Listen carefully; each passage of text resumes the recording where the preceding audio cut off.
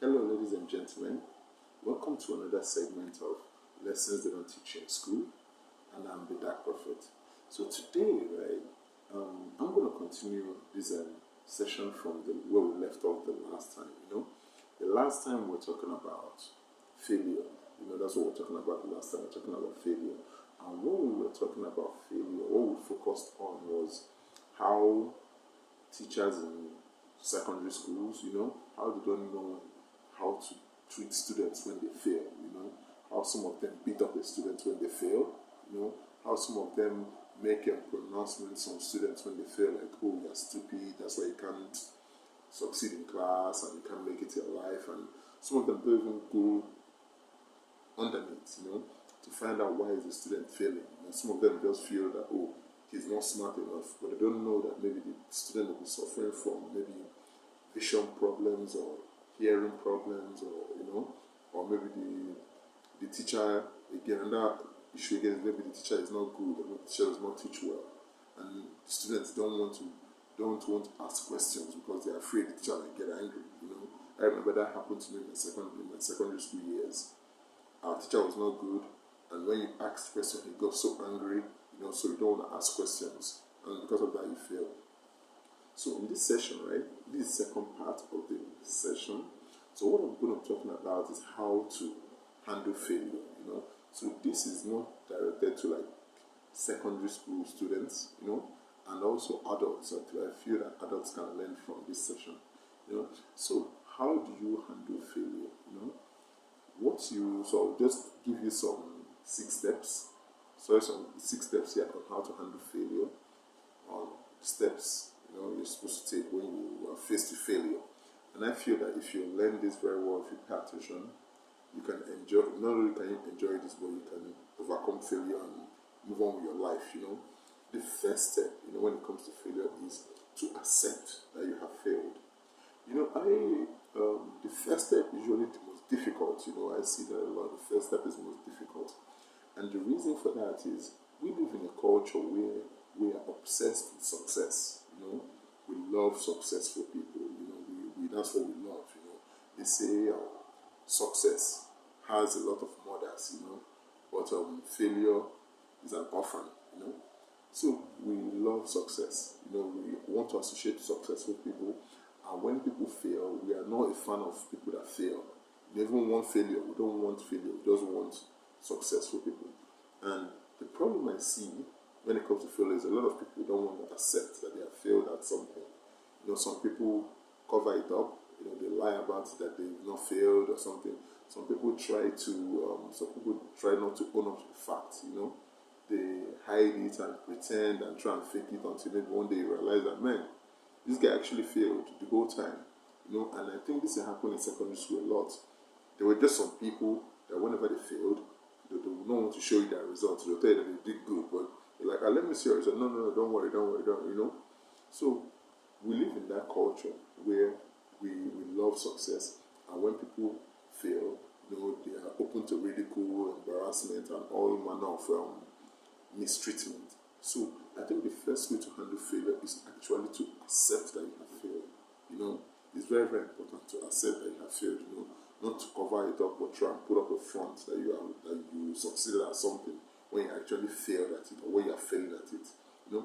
Then the second step is learn to see failure as a common phenomenon. A lot of times, failure is common. I don't care how some people make it look like, oh, failure is something rare. Failure is common. If you want to know how common failure is, watch your football games, your basketball games, your baseball games. You see teams fail. In life, a lot of times we set our goals and we don't get it. It happens to the rich, happens to the poor, happens to people in all manners, all levels of society.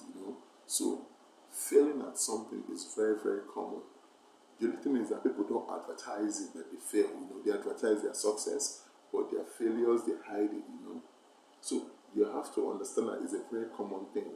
So don't know when you fail, you make it look like, oh, when the person that failed, you make a whole show of it. It's common. It's not something that is just happening to you. It happens to everybody. You know what I'm saying? Your teacher have failed in his personal life. Probably in school too, he have failed. But also see that too, because teachers don't like to admit that they have failed in something. They always go with the front that they were always successful. You hear, when I was in school I used to carry first, or when I was in this I used to do that, and sometimes it's not necessarily the truth. They don't talk about their failures. So number three is very, very important. You see, when you fail, right, it's very, very important that you don't make any rash decisions. I see this a lot. When people fail, then there's like this decision they make. I'm stupid. I'm terrible. I can never do it. I'm useless. My parents, this. Like, sometimes they are in that emotion. They are so disappointed at what has happened that they feel that something, then they end up making a rash decision. And then sometimes they end up living their life defending that decision.